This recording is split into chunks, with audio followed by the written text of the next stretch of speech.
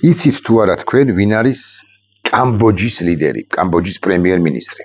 მეც გულახდილად გეტყვით მისი გვარსახელი აქამდე არ ვიცოდი და ოდესაც სხვა ინფორმაციას ვეძებდი, მის სახელსა და გვარს წავაწყდი და მას ქვია ჰან მანე. ოფიციალურად მან წარადგინა პრეზიდენტი ტრამპი ნობელის პრემიაზე მშვიდობის დარგში. მაგრამ ის არ არის ერთადერთი. მის გარდა, ანუ ჰან მანეს გარდა, ისრაელის პრემიერ-მინისტრ ბენიამინ ნეთანიაჰუს ეს პრინციპში ვიცოდიმე, ასევე წარდგენილი ჰყავს დონალდ ტრამპი ნობელის მშვიდობის პრემიაზე 10 დეკემბერს დაჯილდოვდება, გამოვლინდება და დაჯილდოვდება ნობელის პრემიით და მაღალი ალბათობით სწორედ ტრამპი მიიღებს ნობელის პრემიას. აბრაამის შეთანხმების განუხრელი დაცვისათვის აი ასეა ხსენებული.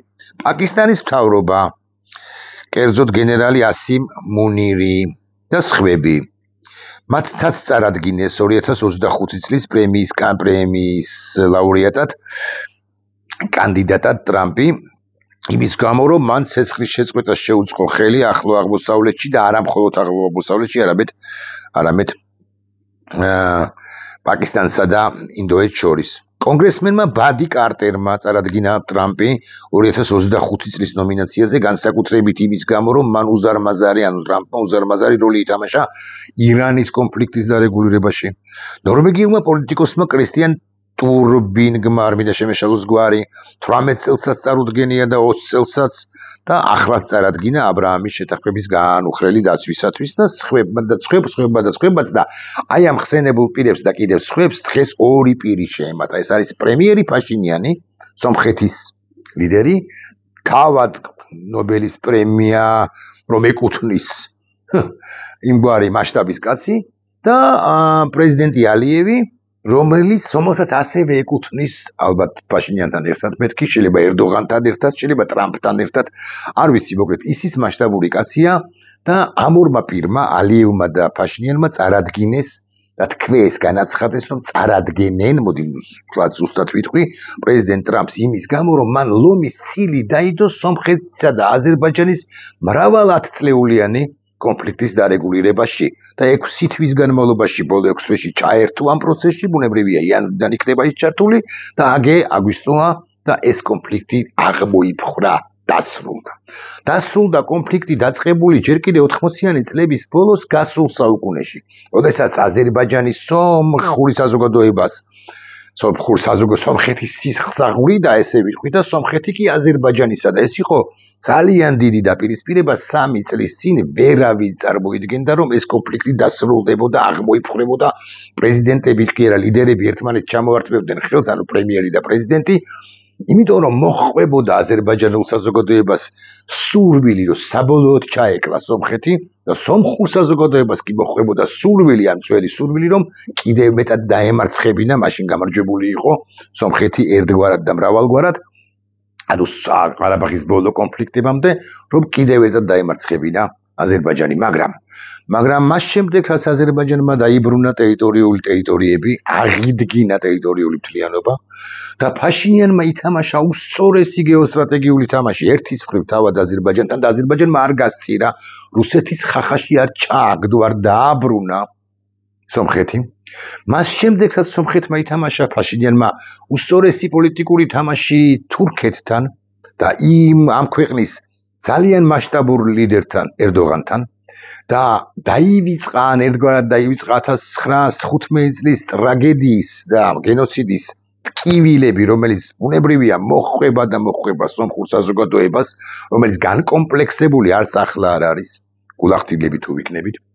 მას შემდეგ რაც ფაშინიანმა ჩააცხრო შიდა ოპოზიციური, ან ეგრეთ წოდებული ოპოზიციური, რეალურად კი პრორუსული ძალები, რომლებიც მუდმივად ეკაჩებოდნენ მას, რომ მოდი დავუბრუნდეთ ომის რიტორიკას, მოდი დავუბრუნდეთ ომის გზას, მოდი შურისძიება მოვახდინოთ და დავიბრუნოთ აზერბაიჯანის მიერ ყარაბაღი დაწართმეული თუ დაბრუნებული წართმეული ყარაბაღი და ესენის ჩააცხრო მას შემდეგ რაც ფაშინიანიმ დაუპირისპირდა ეჩმიაძინს, ანუ სომხეთის სამოციქულო აგენტებით გამოტენილ ეკლესიას და ისინიც კი ჩააცხროვან დაამარცხა, უკვე შემდგომ ნელ-ნელა კი არა სწრაფად გადავიდა ის ევროკავშირთან ურთიერთობაზე რასაკვირველია და აგენ მოხდა ის ვაშინგტონში რაც მოხდა ანუ საბოლოოდ და სამუდამოდ ჩამოართვეს ხელი მხარეებმა ერთმანეთს და იცით თქვენ როგორი ისტორიული კადრები გავრცელდა ნებავთ რამდენიმე კადრი ვნახოთ ხო მაგრამ თქვენ პრინციპში ბევრი კადრი ისედაც ნანახი გაქვთ აი ეს არის ხელმოწერა აზერბაიჯანის პრეზიდენტისა და სომხეთის პრემიერ-მინისტრის ერთობლივი სამშვიდობო დეკლარაცია ვაშინგტონი 8 აგვისტო 2025 წელი ჩვენ აზერბაიჯანის პრეზიდენტი და სომხეთის პრემიერ-მინისტრი 25 წლის 8 აგვისტოს ვაშინგტონში შეერთებული შტატებში შეხვედრის შემდეგ ვაცხადებთ შემდეგს ჩვენ და შეერთებული შტატების პრეზიდენტი დონალდ ტრამპი დავესწარით აზერბაიჯანისა და სომხეთის რესპუბლიკებს შორის მშვიდობისა და სახელმწიფოთა შორისი ურთიერთობების დამყარების შეთანხმების ტექსტის საწყის ხელმოწერას, რომელსაც ხელი მოაწერეს მხარეებმა მხარეების საგარეო საქმეთა მინისტრებმა. ახლა გავაგრძელებ ახლა, მაგრამ აქ არის მნიშვნელოვანია ორ ქვეყანას შორის საკომუნიკაციო არხების გახსნა, რაც ხელს შეუწყობს შიდა და ორმხრივ საერთაშორისო ტრანსპორტირებას, აქ ზანგეზურზეა აქცენტი ბუნებრივია, ხო? საერთაშორისო ტრანსპორტირებაზე როცა ლაპარაკობენ, ეს ზანგეზური ამერიკის მფლობელობაში ან ამერიკის კონტროლში იქნება, ეგ რა მაგის პასუხია და ის ამ ზანგეზურის გამოყენებით სახმელეთო ტვირთების მნიშვნელოვანი ნაწილი ან გარკვეული ნაწილი გადავა სწორედ ზანგეზურის დერეფანიდან მერე ნახჭევანში და მერე თურქეთში და ეს ჩვენთვის თითქოს ცუდია, მაგრამ არც იმდენად და გეტყვით რატომაც სომხეთის რესპუბლიკა ითანამშრომლებს აზერბაიჯანთან, შეერთებულ შტატებსა და ორმხრივ შეთანხმებულ მესამე მხარესთან, რათა შეიმუშაოს ტრამპის მარშრუტის საერთაშორისო მშვიდობისა და კეთილდღეობის დამაკავშირებელი პროექტი სომხეთის ტერიტორიაზე, ანუ ზანგეზურზე კვლავ ვიმეორებ, ვადასტურებთ მზადყოფნას დობითა და სწრაფი ტემპით მივიღოთ მონაწილეობა ამ მიზნის მისაღწევად. ვაღიარებთ, რომ საჭიროა მომავლისათვის ნათელი გზის ჩარჩოს განსაზღვრა, ვაფიქსირებთ წმენას, რომ ეს სამიტი მყარ საფუძველს უყრის ურთიერთპატივისცემას და ასე შემდეგ და ასე შემდეგ. ღრმა მადლობას უხდით, უღრმეს მადლობას უხდით შეერთებული შტატების პრეზიდენტ დონალდ ტრამპს მისი სტუმართმოყვარეობისათვის და ასე შემდეგ. და აქვე ის უნდა ითქვას, რომ ტრამპმა თქვა, თუ თქვენ შორის ურთიერთობა აირევა, დამირეკეთო. თქვენ ლიდერებმა ორი ქვეყნისა პრობლემის აპირებთ, რომ წარმადგინოთ მე ნობელის მშვიდობის პრემიაზე დამირეკეთ თუ მაინც და მაინც ურთიერთობა გაგიფუჭდება თუ აქვე აღსაკვირველი აღსანიშნავია რომ იარაღის მიწოდებაზე აღდგა პრაქტიკულად ურთიერთობა გაიწყო ზუსტი რომ იყო შეერთებულ შტატებსა და აზერბაიჯანს შორის და ასე შემდეგ და ასე შემდეგ. ეს არის ისტორიული ამბავი და მიუხედავად იმისა რომ საქართველოს თვის მოცემულ ეტაპზე ხას უსვა მოცემულ ეტაპზე ეს ცუდია, იმიტომ რომ ალტერნატიული მარშრუტი რჩება, კი არა ჩნდება ცენტრალური აზიისა და ჩინეთის, მაგრამ უფრო ცენტრალური აზიის ტვირთების გადმოტანისა თურქეთში და უკვე შემდგომ სამხრეთ ევროპაში და ჩრდილოეთ ევროპაში სხიად ვილაპარაკებთ. ანუ ზანგეზურის დერეფანის საფუძველი ჩაეყარა და ზანგეზურის დერეფანი ესე მარტივად გასაკეთებელი არ არის რთული ლანდშაფტის გამო, მაგრამ გაკეთებადია. ამის მიუხედავად ეს არის ძალიან კარგი ამბავი. მაგრამ ახლა ერთ ეს ასპექტზე გავამახვილებ ყურადღებას და გეტყვით ხმამაღლა. ეს შეთანხმება აზერბაიჯანსა და სომხეთს შორის, ფაშინიანსა და ალიევს შორის უბრალოდ ვერ შედგებოდა, რომ არა ორივე ქვეყნის ლიდერის მზაობა. ვერ შედგებოდა შეერთებულ შტატებში, ასე ვიტყვი. ეს ისტორიული ამბავი ვერ გაფორმდებოდა პრეზიდენტ ტრამპის მიუხედავად იმისა, რომ ტრამპს მართლა უზარმაზარი წვლილი აქვს ამაში შეტანილი, რომ არა ამ ქვეყნების ადეკვატური დროის შესაბამისად მოქმედი რელევანტური ლიდერები. ანუ სწორად ითამაშა ალიევმა და სწორად ითამაშა ფაშინიანმა და ორივე მითამაშა რა სწორად ამიტომ მოექცა მათი შეთანხმება ამერიკის შეერთებული შტატების ვაშინგტონის და კონკრეტულად ტრამპის ფოკუსში. ვინც სწორად არ თამაშობს, მას ამერიკა არ უყურებს კეთილი თვალით. ვინც სწორად არ თამაშობს, ამერიკა მისკენ არ ანაკლებად იხედება. ახლა აქ სვამენ კითხვას, რომ აი სად არის საქართველო ამ პროცესში და ეს მართლაც საინტერესო კითხვაა. სად ვართ ჩვენ ამოვარდნილი ვართ, რა საკვირველია მე ვეთანხმები ამ მოსაზრებას. და შესაძლებელია თუ არა ჩვენი ჩავარდნა, ჩასმა შესაძლებელია. მაგრამ არავის არ უნდა ეგონოს, რომ ამერიკელები ჩაგვსვავენ ჩვენ ძალის ძალადობით.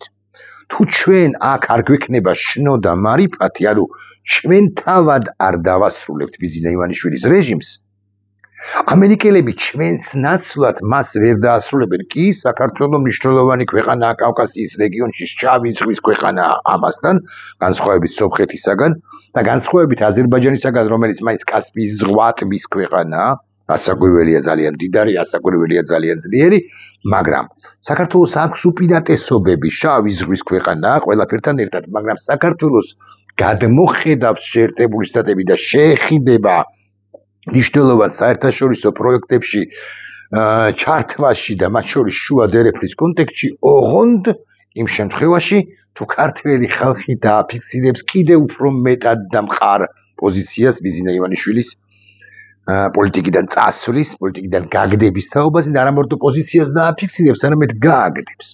ბიძინა ივანიშვილს ვერ გაუგია ერთი რამ. ამერიკის შეერთებული შტატები, ნახეთ, აზერბაიჯანთანაც ურთიერთობს. და ეხა ერთ-ერთში რომ შევადაროთ, ესე პირდაპირ მნიშვნელობით აზერბაიჯანი ჯერაც გაცილებით არადემოკრატიული ქვეყანაა, თუმცა აქვე გავაკეთებ პროგნოზს, რომ აზერბაიჯანში დემოკრატიზაციის პროცესი დაიწყება მცირედით, მაგრამ მაინც. მოკლედ, დღევანდელი მდგომარეობით 8-9 აგვისტოსთვის რასაკვირველია, ალიევის აზერბაიჯანი უფრო არადემოკრატიულია, ვიდრე ივანიშვილის საქართველო. სხვა თუ არაფერი იქ მედია პრაქტიკულად არ არის. აი აქ რაღაცა მაინც არის, ხო? ასაკვირველია შეზღუდული და ძალიან მძიმე მდგომარეობაში მყოფი, მაგრამ მაინც არის სიტყვის თავისუფლების ხარისხი პროცენტით 5 იყო 17 ან 57, მაგრამ ახლა 5%-ზე მაინც ვართ დარჩენილები და რეგრესის გზით მივდივართ. ახლა ის მის კითხვა, ბიძინა ივანიშვილი ეკითხება საკუთარ თავს და თანაგუნდელებსაც და რა ვიცი, ვისაც ელაპარაკება შვილებს. თუ აზერბაიჯანთან ალაგებს ურთიერთობას შეერთებული შტატები, ჩემთან რატომ არ ალაგებს? მე რატო ვარ მისთვის პრობლემაო?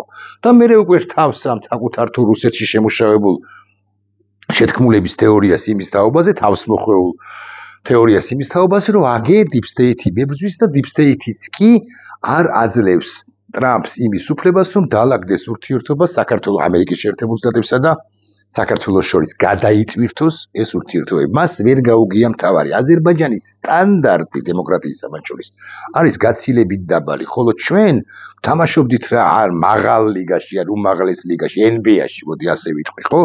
ჩვენ თამაშობდით რა, ჩვენ სტანდარტი არის გაცილებით მაღალი. მოთხოვნა ჩვენს მიმართ არის გაცილებით მაღალი. აი ჩვენ ვარ აზერბაიჯანი არის იმ მდგომარეობაში, რა მდგომარეობაში მარტივად ვიტყვი, ხო? რა მდგომარეობაში იყო საქართველოს 92 წელს, მაგალითად 93 წელს. კიტოვ არის საქართველოს დემოკრატიის მაღალ სტანდარტს არ მოსთხოვდნენ. თან აზერბაიჯანი არის მდიდარი ქვეყანა, მაგრამ ამ ყოველ მდიდარი ქვეყანა და საჭირო ქვეყანა, იმიტომ რომ ის ერთგვარი ხაბიან, ხო, ხაბიან ცენტრია, რომ გადანაწილდეს მერე რესურსები, განსაკუთრებით ცენტრალური აზიისა და თავისი რესურსებიც აქვს და ირანის ჩრდილოეთი კიდე ცალკე თემაა, რომელიც ასათვისებელი ამ რეგიონში ასათვისებელია, უზარმაზარი რესურსები, განსაკუთრებით ბუნებრივი აირისა და სამხრეთ დერეფანიც, რომელიღაც ეტაპზე ასამოქმედებელი იქნება. მაგრამ ამაზე არ ვხურდები ახლა და ამაზე არ ვამახვილებ ყურადღებას. საქართველოს გარდა იმისა, რომ მაღალი სტანდარტით უდგებიან, საქართველოში იციან, რომ დემოკრატია არის ძალიან შეზღუდული.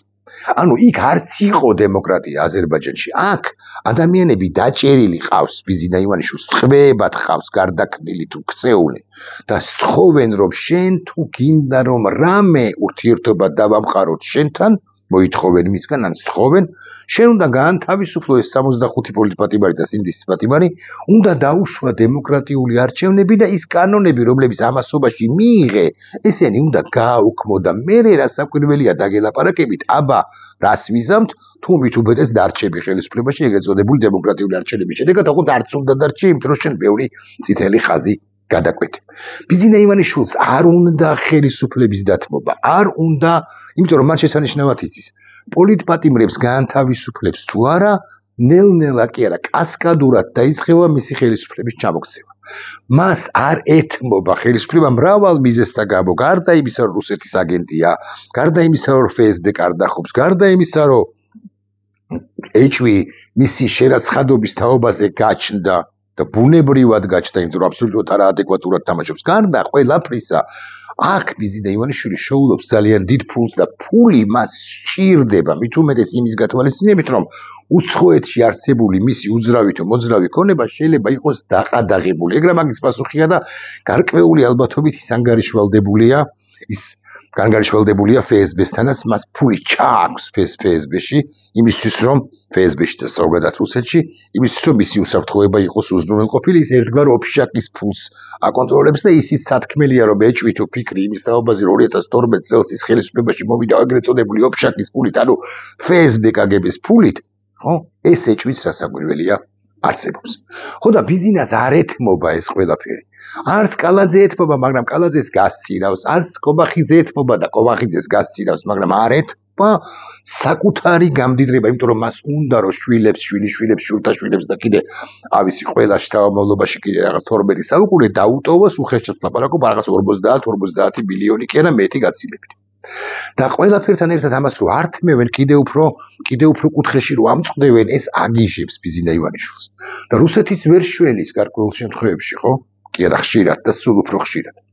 ამიტომ ბიზინა ივანიშვილი უნდა მიხვდეს და ვერ მიხვდება, რომ წითელი ხაზები მას გადაკვეთილი აქვს. პოლიტპატიმრების და სინდისის პატიმრების გაჩენა ეს ამერიკის შეერთებული შტატებისთვის, რომლისთვისაც America is first, რასაკვირველია, მაგრამ ეს არ ნიშნავს, რომ სხვა ქვეყნები არის მესამე, ანუ second არის, მაგრამ third არ არის არც ერთ შემთხვევაში, სადაც დემოკრატიის კუთხით ესეთი პრობლემებია, ხო?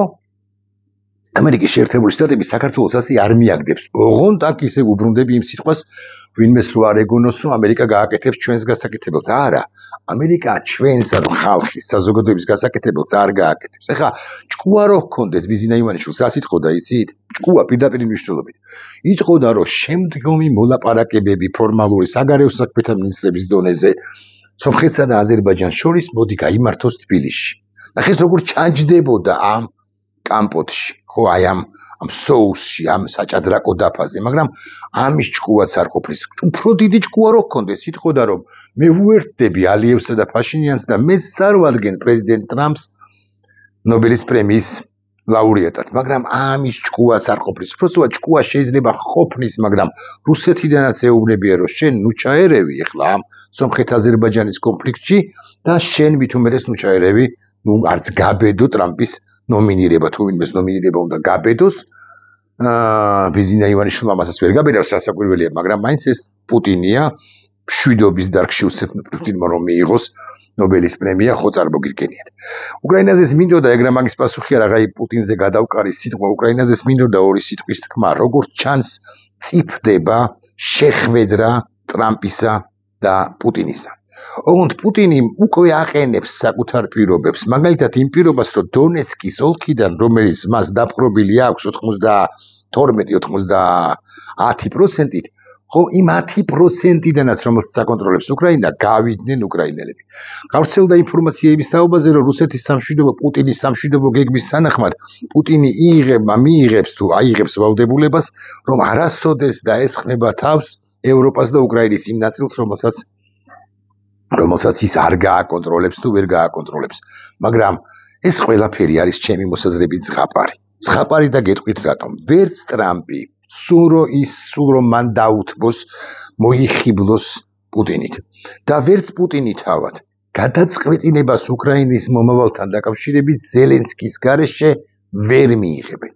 და ახლა ზელენსკიზეა დამოკიდებული, დათმობს თუ არა ეს ინფორმაციას გავრცელდა ტერიტორიების გარკვეულ ნაწილს იმისთვის რომ მიიღოს, მაინც ასე გეტყვით, ყალბი მშვიდობა, ყალბი და არაფრის მომცემი. მე მგონი, რომ მიუხედავად იმისა, რომ თავად უკრაინა დაიღალა, ევროპაც დაიღალა, მიუხედავად იმისა, რომ რუსეთი უკვე დაშინებულ დამფრთხარი გარკვეულ კომპრომისებზე ჩანს მიდის, თუმცა ბოლომდე ამაში დარწმუნებული არა ვართ, აგე ბუჩას ბომბავს და რა კომპრომისებიო, ვინმე თუ მეტყვის ისიც მართალი იქნება, ხო? მიუხედავად ამისა, მე მგონი ზელენსკი და ევროპა პირველ ყოვლისა ამ შეთანხმებას კი არა, ამ წინადადებას პუტინისაგან არ მიიღებს. და ტრამპს სასიცოცხლოდ სჭირდება ამ ომის დასრულება, ესეც ფაქტია. ოღონდ ტრამპიც კი, არ ვიცი ხა ანტიტრამპისტები რას მეტყვიან, მაგრამ ტრამპიც კი უკრაინის ღირსების და უკრაინის ტერიტორიული მთლიანობის შელახვის ხარჯზე, მიუხედავად იმისა, რომ ტრამპი ძალიან ამბივალენტურია და მას ძალიან უნდა ომის დასრულება, არ მიიღებს და ვერ მიიღებს გადაწყვეტილებას უკრაინის თუნდაც ნაწილობრივი დამარცხების ან უკრაინაში ცეცხლის შეწყვეტის თაობაზე, ასეთ ცალმხრივად, სულ რომ გაუწყრეს ზელენსკის და შეუჩეროს დახმარებები, ეს ომი მაინც გაგრძელდება. მეთქი თავისუფლებას მივცემ, რომ ეს თქვა. ოღონდ ვინ არის მართალი? აი მოცემულ ეტაპამდე მართალი იმის გამო, რაც ხდება დღეს უკრაინაში. მოცემულ ეტაპზე მართალი რასაკვირველი არის პრეზიდენტი ზელენსკი და უკრაინა. ისე არ უნდა მოხდეს, რომ ერთხანობა ესე მოხდა კიდეც თებერვალში, რომ ვინმე ჩათვალოს, რომ უკრაინა ახურებს. მოდით ვიხდით, აი რუსეთი კი შვიდობის სურველია, შვიდობის მოყვარეა. ესე არ უნდა ჩაითვალოს ვაშინგტონში პირველ ყოვლისა და იმდენად ბევრი მოთამაშეა ამ პროცესში ჩართული, რასაკვირველია მაკრონი, რასაკვირველია სტარმერი, რასაკვირველია მერცი და სხვებიც, მაგრამ პირველ ყოვლისა რასაკვირველია ზელენსკი, რომელიც ფლობს ვითარებას. ჩემი აზრით, რომ ეს ყველაფერი არ ჩაითვლება ასე. ყოველ შემთხვევაში უკრაინა არ დათმობს გოჯმიწასაც კი, მით უმეტეს რიმ მიწას რატო დათმობს, რომელსაც ის აკონტროლებს ღორმუცელა რუსეთის სასარგებლოდ, რომელსაც უნდა 5 რეგიონი მინიმუმ და კიდე 2 რეგიონი და 3 რეგიონი და ეს ვინისის და შეიძლება თქვას კიდეც განაცხადოს კიდეც შეხვედრისას, ან შეხვედრამდე პრეზიდენტმა პუტინმა, რომელიც სულ მუდმივად იმეორებს, რომ პირველაჩალნი, ანუ პირველადი მიზეზები უნდა აღმოიფხვრასო, ვერც პირველადი მიზეზები ეგრეთ წოდებული და ვერც ვერაფერი აღმოიფხვრება, მაგრამ უკრაინაზე ცალკე ბლოკსაც გავაკეთებ უკვე ხვალ. თქვენ ისნებართვით დღეს კი დავამთავრებ ასე. ტრამპი იქნება ნობელის პრემიის ლაურეატი, ამდენმა პირმა პერსონამ წარადგინა ის, ამდენ პირს შეემატებიან, უკვე შეემატნენ და შეემატებიან ფაშინიანი და ალიევი და ისტორიული შეთანხმება გაფრობდა. ეს ჩვენთვის ძალიან კარგია, მიუხედავად იმისა, რომ ტვირთების ნაწილს დავკარგავთ. ტვირთებით ის ნაწილი ისედაც დაკარგული გვაქვს, იმიტომ რომ რკინიგზა არ გვივარგა, იმიტომ რომ გზები არ გვივარგა, იმიტომ რომ პორტი არ აგვაქვს. რეალურად სწორი, კარგი, გამართული, თანამედროვე დასავლური პორტი ვერ დაადგა საშველი თუნდაც ჩინელების მიერ ანაკლიის პორტის აშენებას, რასაც ისი წინააღმდეგის მიერ რასაკვირველია ვარ, იმიტომ რომ ჩინეთი არ უნდა შემოვიდეს ამ რეგიონში, ესე მძლავრად და ესე მსუხეთ, მაგრამ თუნდაც ჩინელების მიერ მეთქი ეს პორტი უნდა დასრულებულიყო ანაკლიის 2019 წელს და არაფერი გამოუვიდა კი არა, შეგნებულად ჩაჩეხა ბიზინა ივანიშვილმა ამ პორტის მშენებლობა და არა მხოლოდ ბიზინა ივანიშვილმა, მაგრამ ახლა არ გავაგრძელებ ამ თემაზე საუბარს. და ასე შემდეგ და ასე შემდეგ, ისედაც დაკარგული გვაქვს ჩვენ ტვირთების მნიშვნელოვანი ნაწილი. ჩვენ თუ ადეკვატურები ვიქნებით, სანგეზური ჩვენ სულაც არ შეგვიშლის ხელს. საერთოდ კონკურენცია პირიქით კარგია, განვითარებას უწყობს ხელს და თუ ადეკვატურები ვიქნებით, ჩვენს წილ ტვირთებს რასაკვირველია წამოვიღებთ ოღონდ. პრობლემაც ის არის, რომ ადეკვატურები არა ვართ, თორე შუა დერეფნის ნაწილი ან ნაწილის ნაწილი ჩვენზე რასაკვირველია გამოივლის. ამ შუა დერეფანი მარტო სატრანსპორტო ტვირთებადაც წარმოიდგინეთ თუ გნებავთ, მაგრამ კიდე უამრავ რამეს მოიცავს, მაგალითად ერზერომის გაძლიერებას, ანუ შახტენიზის გაძლიერებას, ხო, მაგალითად ასე შემდეგ, მაგალითად სხვა, მაგალითად ესეთი შეიძლება ესე იგი თურქმენული გაზის ევროპაში ჩატანას როგორღაც თეთრი ნაკადი ქვია და ჩვენ შავი ზღვის ქვეყანა ვართ და ეს მნიშვნელოვანია და ეს აღსარდგენია ეს პროექტები და ეს იდეები და ასე შემდეგ, ხო? ასე რომ ესე არ არის, რომ ჩვენ მარცხდებით, იმიტომ რომ ბიზინა ივანიშვილია დღითი დღე ძლიერდება, არა, არ ძლიერდება. გრძელდება მისი მმართველობა და ის ჯერ არ დამარცხებულა. ამ თვალსაზრისით მარცხდებით და არა, იმიტომ რომ აზერბაიჯანის ლიდერმა და სომხეთის ლიდერმა ერთმანეთს ხელი ჩამოართვეს და ძალიანაც კარგი რომ ჩამოართვეს, იმიტომ რომ როდესაც ჩვენ მიუერთდებით ამ დუეტს, ოდესღაც ლიდერები ვიყავით კავკასიის რეგიონისა, მაგრამ მიუერთდებით, მე უკვე ვიქნება სამთა ერთობა და სამთა ერთობა კი განაპირობებს იმას, რომ ეს რეგიონი მთლიანად მოსწყდება რუსულ სივრცეს. დღეს ანკლავი ან საყრდენი სამწუხაროდ საქართველოა და ეს უნდა ვაღიაროთ და ამიტომაც უნდა დავამთავროთ ბიზინა ივანიშვილი. როგორც გინდათ, გნებავთ არჩევნებით და გნებავთ არჩევნების გარეშე.